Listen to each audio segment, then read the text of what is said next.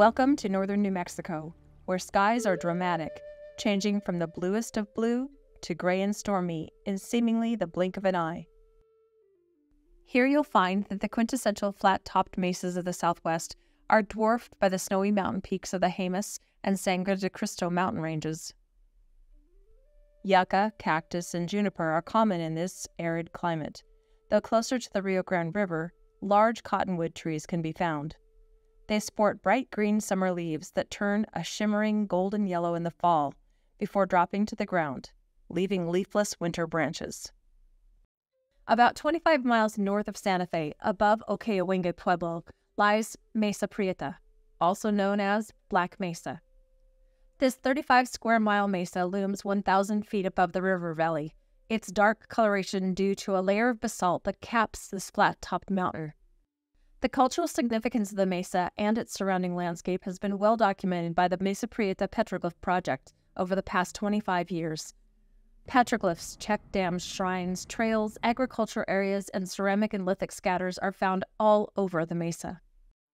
3 years ago, we launched a virtual tour of the Wells Petroglyph Preserve, a 180-acre preserve originally established by Catherine Wells. In this virtual tour, you'll visit Cottonwood Preserve and Sagrada Jardín de Piedra Preserve, two parcels that the Archaeological Conservancy recently added to its preservation efforts on Mesa Prieta. Joining us are site steward John Kincheloe, Matthew Martinez, Executive Director of the Mesa Prieta Petroglyph Project, and Chester Liwosz, Project Archaeologist. I'm John Kincheloe. I'm the site steward at the Cottonwood tract. Had no idea I would end up living here. But when I retired about 8 years ago, my wife and I decided to come and be part of the preservation effort on Mesa Prieta. Here we are. We taught American Indian history and cultures for 20 years in Raleigh, North Carolina. But when we retired, this was the place to come. We used to bring our students here for many years. Had no idea I would end up living here, but I'm very glad we did. My name is Matthew Martinez. I am the current Executive Director of the Mesa Prieta Petroglyph Project.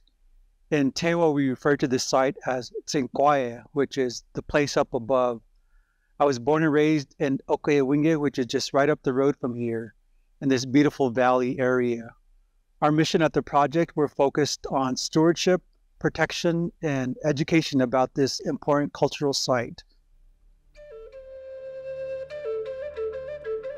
We're hiking down the slope of the Cottonwood Preserve today to visit many of the significant features it holds.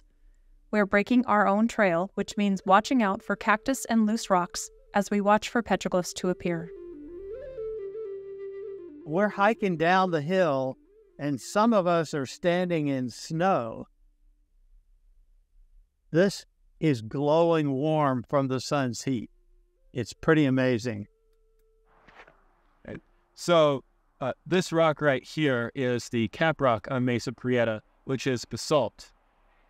It flowed as lava about 3.2 to 3.6 million years ago in a series of successive flows that formed a now about 20 meter or about 60 feet thick layer of cap rock that has protected the softer sediments underneath, creating an inverse terrain. So what is now a mesa was actually the bottom of a drainage.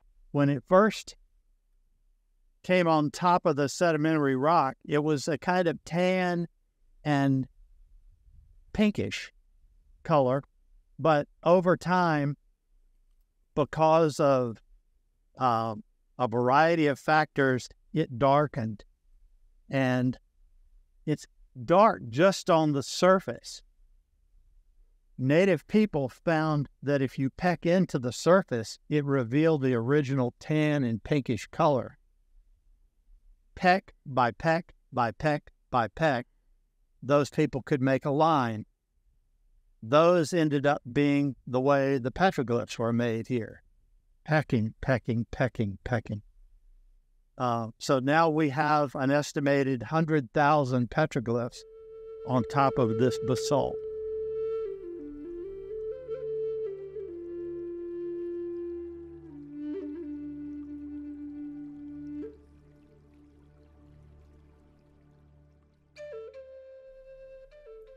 Welcome to the Cottonwood Archaeological Preserve, which encompasses just about 2 acres of this basalt hillside on the southeastern slope of Mesa Prieta. The Cottonwood Preserve was named by Debbie Boss, who donated the site to the Archaeological Conservancy in 2023. The preserve is named for the old-growth cottonwood tree that grows at the base of the hillside. It spreads its gnarled limbs, marking the location of the preserve and protecting some of the many petroglyph-covered boulders found on the site.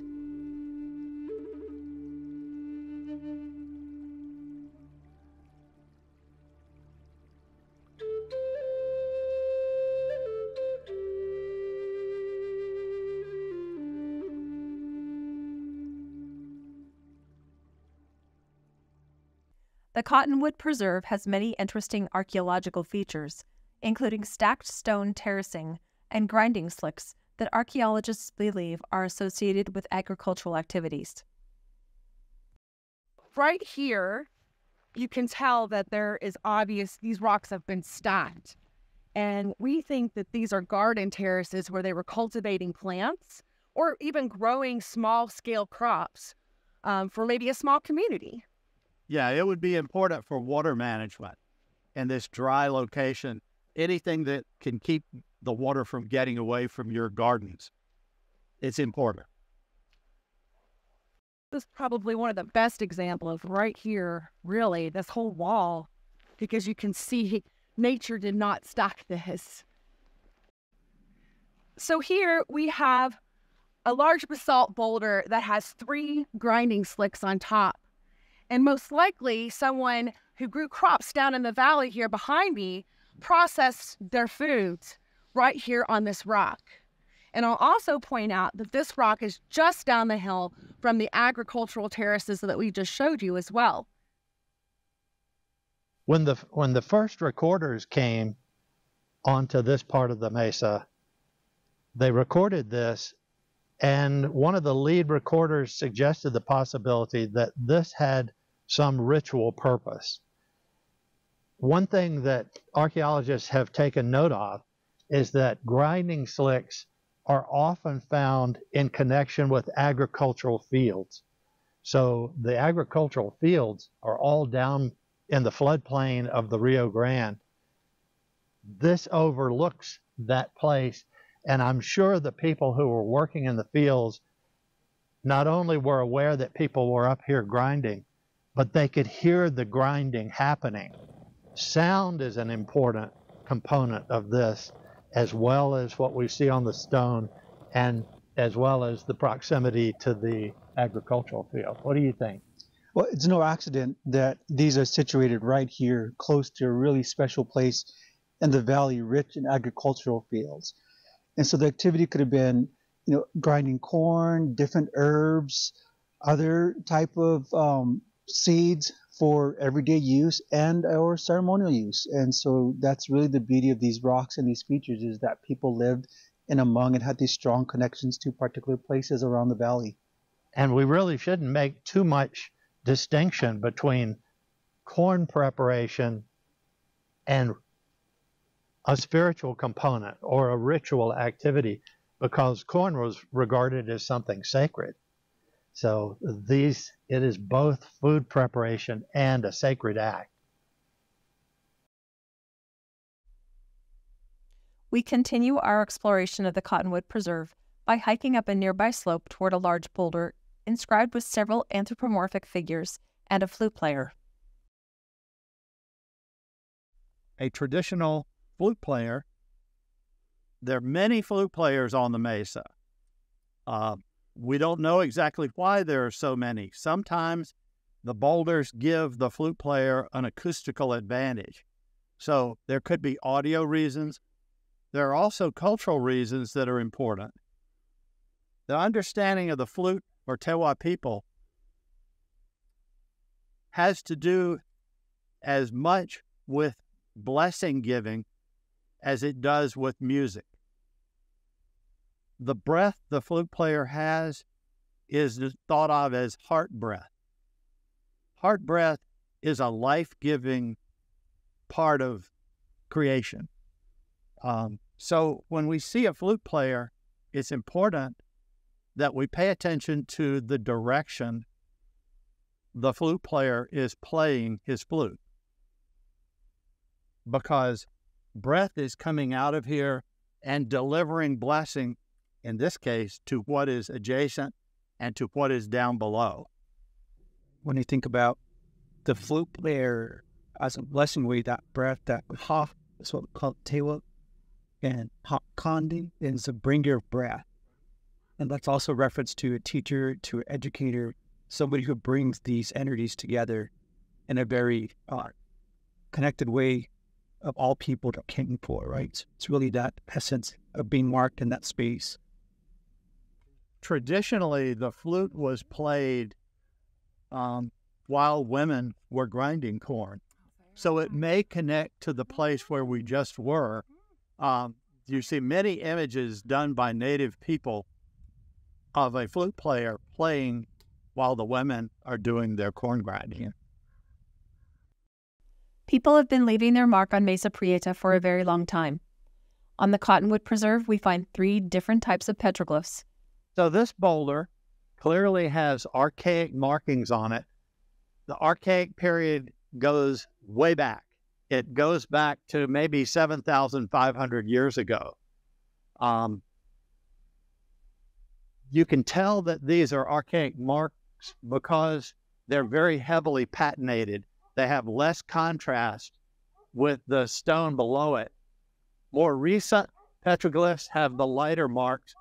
The older, more patinated, archaic marks tend to be more abstracted. They tend to be darker. But one of the cool things about this is you can see that people kept coming back to this rock. The people over generations, over centuries, kept coming back to this rock for its importance. And we can only wonder, what was the significance of this particular place? The ancestral Pueblo and petroglyphs on Mesa Prieta date to between 1300 and 1600 CE and often incorporate shield images, human and deity figures, animal images, and various symbols. The post-European contact petroglyphs date to about 1600 CE and can be identified by the incorporation of Christian crosses and equestrian figures.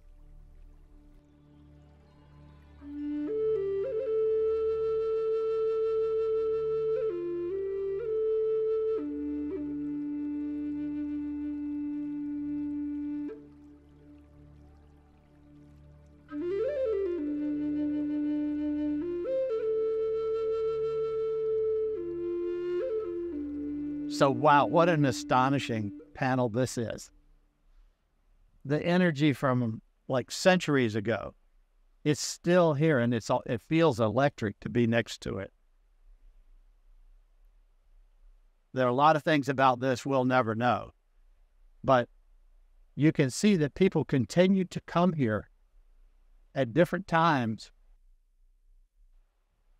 and you can see how they made the same type of mark but in different styles at different time periods.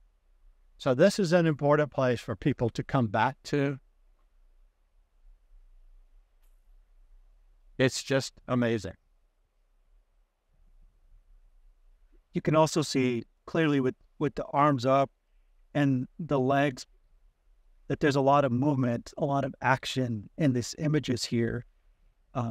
What's also unique, I believe, are the peck marks around the images that are sprinkled and populated within these images, which signify possibly rain or snow as a blessing to these continued images that are pecked here. So what's pecked around is also significant to this particular panel here.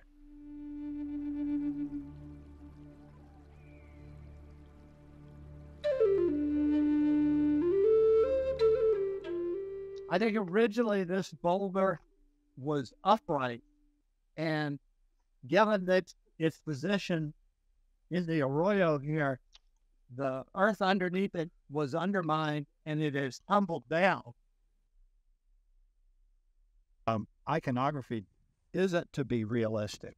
The bodies tend to be more geometric. The faces, they'll have a lot of regalia added, but they won't necessarily be too descriptive, although here you see ears, and they may have even pecked around the eyes and partially around the mouth. That's not pecking to leave a negative space where the eyes and mouth are, and some type of head regalia. I will say that statistically, on these 2 acres, the recorders found 12 anthropomorphic figures, and we're seeing a good number of them here and back in dam. They found 6 serpent images. The serpent was very important. The anthropomorphic figures here are really important. And I really like your observation about this. You said it looks like a T-shaped door, part of the Chaco tradition.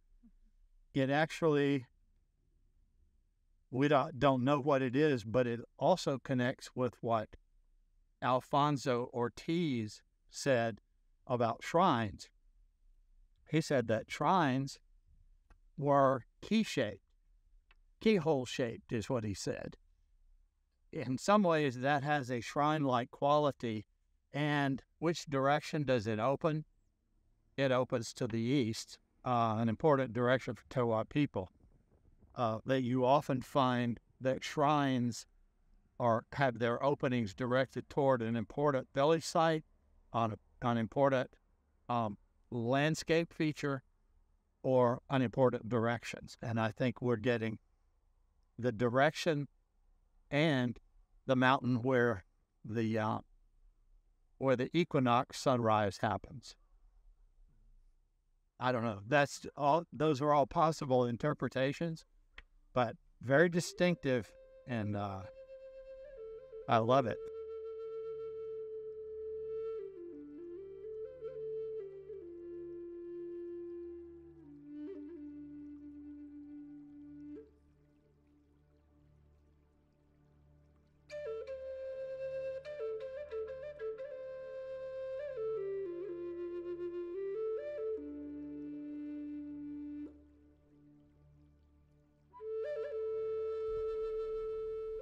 From Tewa worldviews and cosmologies, there's always been a sense of marking of time and marking of seasons. And first and foremost, one of our premier directions in the morning is facing east when the sun rises, and we refer to the sun as Tan Sado, old man's sun, because he's a bringer of light, bringer of life. And there's several examples of marking his pathways through the solstice, through the equinox markers, and through our songs and ceremonies as a way of how that lifelong flow is ever continuous. Here's an example. John, you want to share some of what you marked out here? When we were hiking, it occurred to us that this particular petroglyph is oriented more toward the north than most petroglyphs are. Most of the petroglyphs on Mesa Prieta are oriented toward the east or toward the south. So this stood out as a kind of anomaly. Why was it oriented in that direction? And then it became clear. Knowing that the winter solstice sunrise was right over there, we checked out the alignment with that sunrise, and it looked like this shelf of rock would cast a shadow across this. In fact, in December, I came here just before the sunrise, got in position, and I was able to see how the shadow came across and divided the sun spiral. The spiral itself, in its bigger sense, in this case, seems to be about the sun's movement, the sun's migration along the horizon line above the Sangre de Cristos.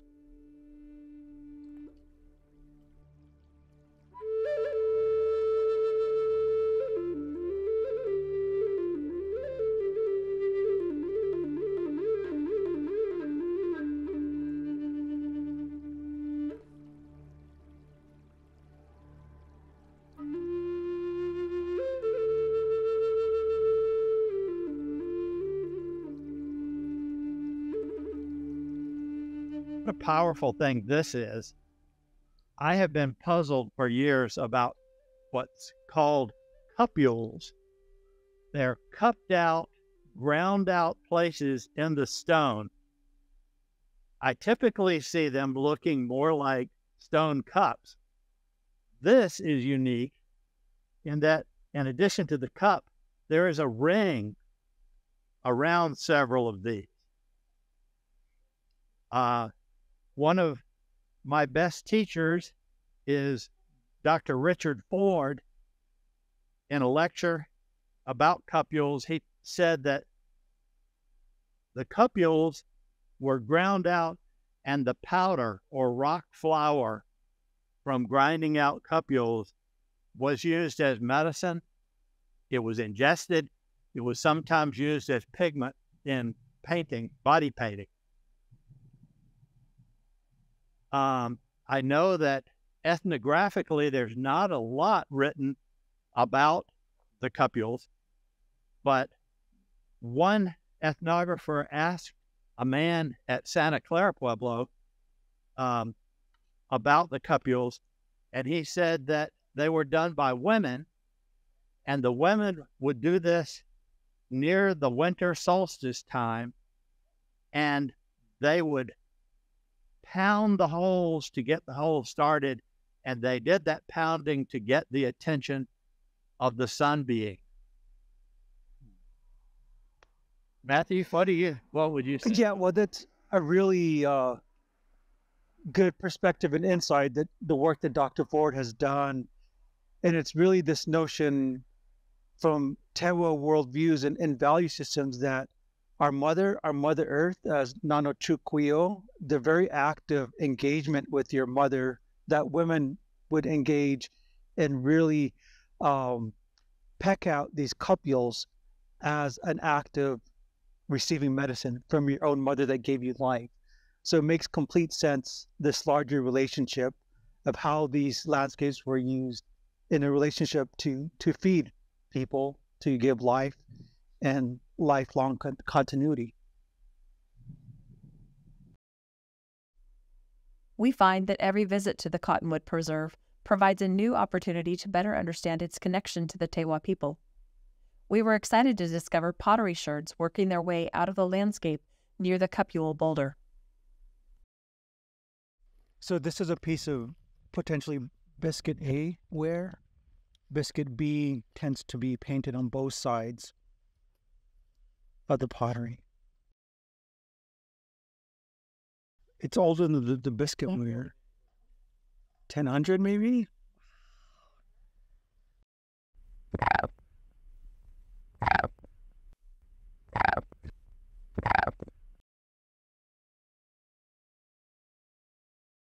At the Cottonwood Preserve, yesterday has a strong connection with today and tomorrow.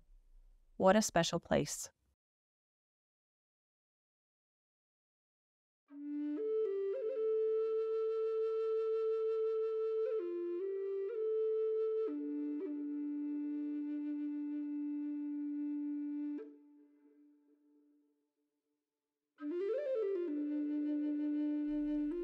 The view from the Sagrada Jardín de Piedra Archaeological Preserve is astounding.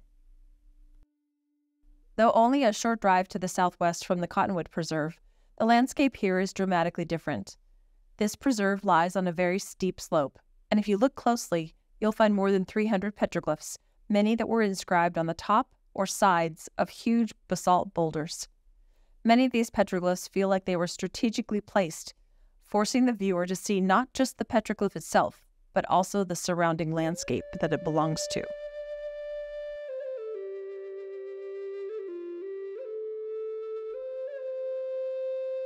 So as you can see, these petroglyphs exist in relationship to the surrounding landscape, the mountain ranges.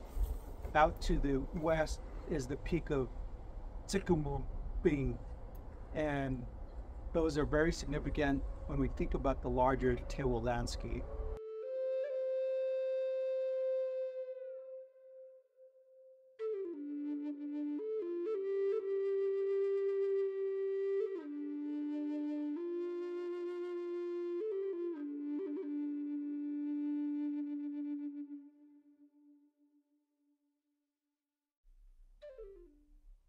So I'm standing by an image that we typically record as a shield. And shields are important in Tewa culture, and they're often an opportunity for individual expression. We see a lot of diversity in shield designs throughout this mesa. Yet this one here is one that we see in this location, on the Cottonwood Preserve, and on the Liwosz Petroglyph Preserve as well, with the two circles at the top, the horizontal line, and the inverted triangles. So this seems to be a standardized design that helps tie together all of these places for a continuity of landscape. Is a very interesting one because it's kind of like a bird, but not. It has a bustle, so the tail feathers, and then the legs, where you would expect them on a bird, a kind of hourglass body, and then instead of wings, another set of legs going up. I see stuff. I do see the feathered. Yeah. So what kind of bird do you think it depicts? It's some kind of hybrid animal, whether it's a hybrid of two birds or a hybrid. If you have four legs splayed like that, you're usually looking at a reptile or amphibian.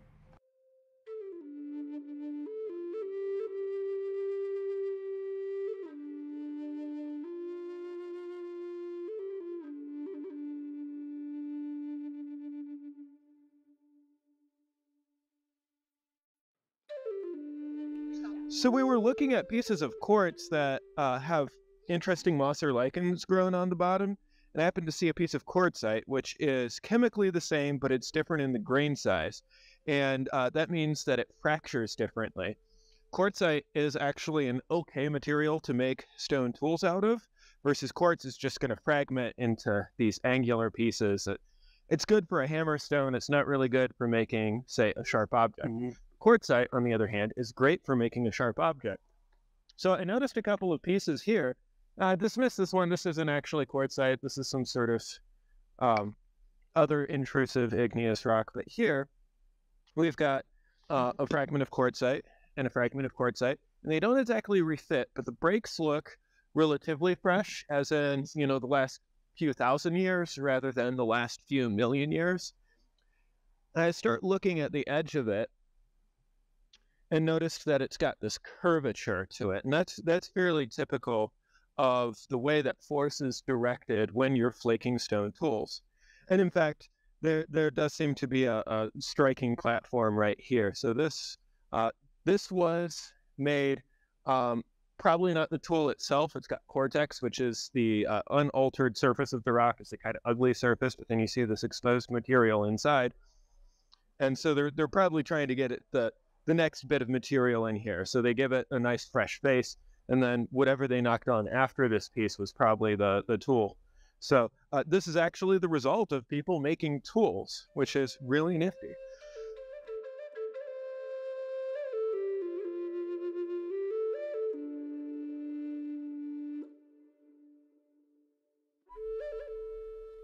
In addition to petroglyphs and evidence of tool making, there are also areas on the preserve that have stacked stone structures, such as this possible corral area. This may have been used by Spanish shepherds in the 1600s.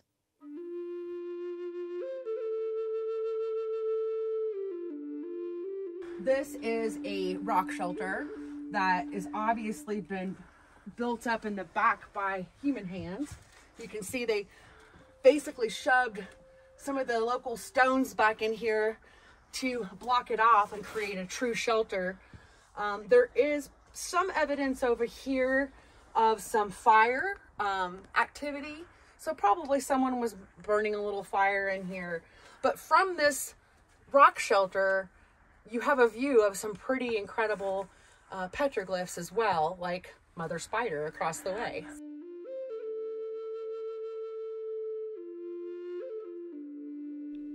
So we're here at a shelter area, and you can see there's just a small space in here.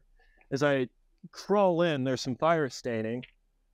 Well, what I'm noticing over here is a rock that doesn't look like the others. This core has edges that have been worked, indicating that it was used by people in tool making. When artifacts like this are found, the Mesa Prieta Petroglyph Project uses tablets with specialized software that pinpoints their location and records data about each one. This is all logged in a database that researchers are using to better understand the cultural landscape of the entire mesa. What we have here is a very prominent petroglyph panel that includes images of what we refer to as the avenue and tewa, and those are primarily located closer to water sources along the Rio Grande here, and they can symbolize fertility, bringers of water, bringers of blessing down to the valley area. You still see them used today, these particular images, through dance sticks. One way to think about them is how they come in lightning forms as a way from the sky to the ground. So they're very much intertwined with the larger ecological systems of these landscapes. So unfortunately, this panel is not complete. And you can see this cleft right here where the panel has been vandalized as someone has attempted to loot petroglyphs to attempt to take them from the site. Fortunately, they weren't successful, but they have created irreparable damage to these panels. And what is disturbing to me is that these petroglyphs don't exist in isolation. They exist in these compositions with each other. They make meaning together. And so when a panel is impacted like this, it takes away some of that information of the meaning, both of whatever's left, and it takes whatever was taken out of context. Yeah, you're exactly right. There's a nice flow that we see here with the avenue, the body, the face images, this particular image up on the top with the two arms. So what is missing is a significant tearing of that story, right? Almost like tearing a page from a book, or really a removal of a book entirely.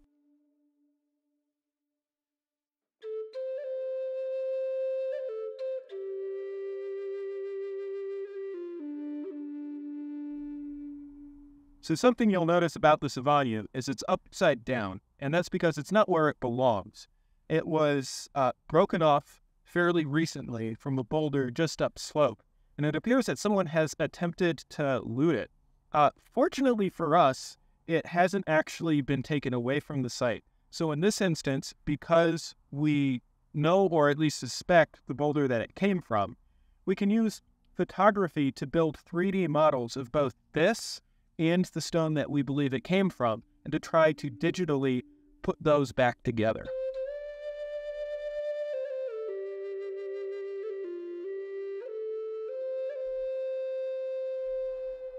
So for erosion control and farming, folks would build these check dams, or what we call them. They're usually about 2 or 3 courses high. As we find them, you build out a few boulder for a few cobbles that have slid off the top, but this is still functioning very much. It's slowing down the flow of water coming down this drainage and forcing it to deposit sediment. Fast water erodes, but slow water deposits, and that's exactly what you want to use for farming. So this is water control. We actually have a series of them. There's 1, here's 2, and here's a really big one. You can see it kind of arcing. We were just looking at some over behind us that were arced, and this one also kind of arcs. So there's probably a reason why they're doing that. And when these are still in place, they make the landscape very stable. But when they're breached or when they're damaged, then you can get rapid erosion, like we have happening on the other side of this juniper, where we have a gully that's starting to form. That's a very unstable landscape. It's going to cut in, it's going to channelize, and that jeopardizes our petroglyph panels because it'll undercut them. Erosion is only one of many challenges to cultural sites on Mesa Prieta. The petroglyphs, structures, and entire landscape are threatened by vandalism, infrastructure development, and looting. Bullet holes from haphazard target shooting permanently scar petroglyph panels, and the heavy equipment used in construction projects impacts the stability of the hillsides, causing undercutting and damage to the boulders themselves. So what we're seeing here is really just layers upon layers of history, everything from Paleo-Indian to archaic, to these beautiful Pueblo images, to the signs of people bringing up their sheep in post-contact times. Everyone's history is on the rocks, as Catherine likes to say. And so what we're doing with the recording is that we're really creating an insurance policy for documenting that history, because once it's disturbed, once it's destroyed, it's gone. And if that happens to happen before we get a chance to record it, then we'll never even know it. And that's all the more reason why places like this need to be preserved, protected, and cared for. And that's why we bring site stewards out to monitor these places and make sure that those further disturbances don't happen.